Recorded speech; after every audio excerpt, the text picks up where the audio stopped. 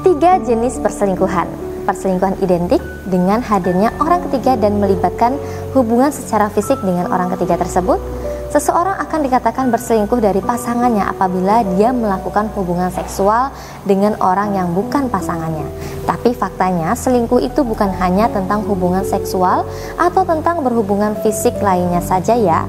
Masih sangat banyak orang-orang atau pasangan-pasangan yang belum menyadari jenis-jenis perselingkuhan lainnya.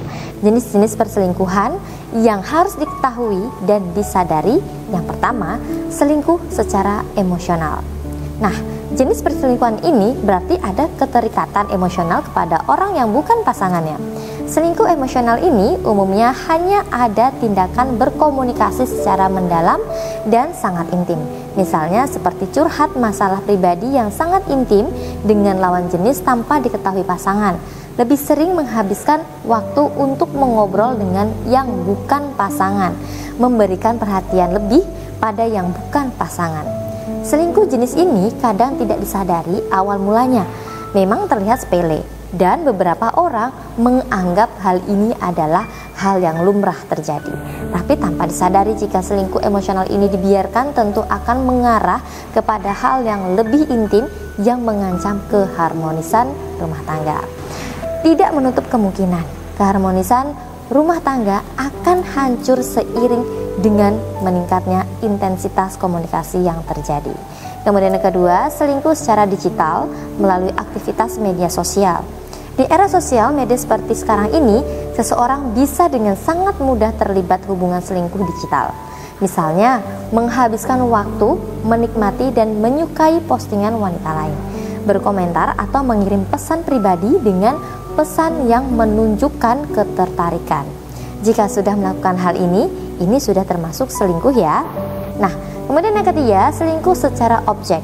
Selingkuh secara objek ini terjadi ketika seseorang menjadi tertarik secara objektif pada suatu di luar hubungan, salah satunya pada pornografi.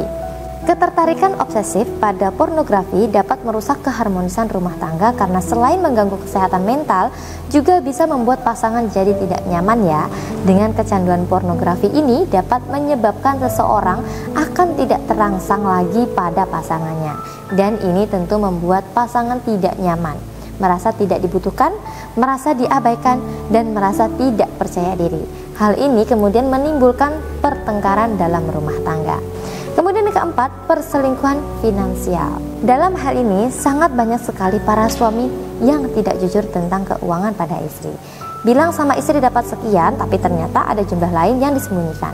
Nah, untuk mengharmoniskan rumah tangga dan juga untuk mencegah suami selingkuh, klien-klien saya saya sarankan menggunakan sarana pengunci birahi. Sarana ini memang diperkhususkan untuk mengunci hati dan birahi suami, sehingga suami tidak akan tertarik pada wanita lain. Karena hati dan birahinya terkunci hanya untuk istri. Nah, bagi bunda yang merasa suaminya mulai menunjukkan sikap-sikap yang aneh, gelagat-gelagat yang mencurigakan, jangan dibiarkan ya bunda.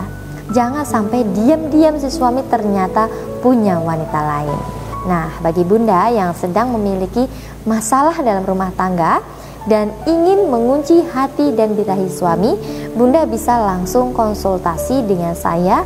Silahkan bisa langsung menghubungi kontak yang ada di video atau di deskripsi. Mari kita mengobrol dari hati ke hati.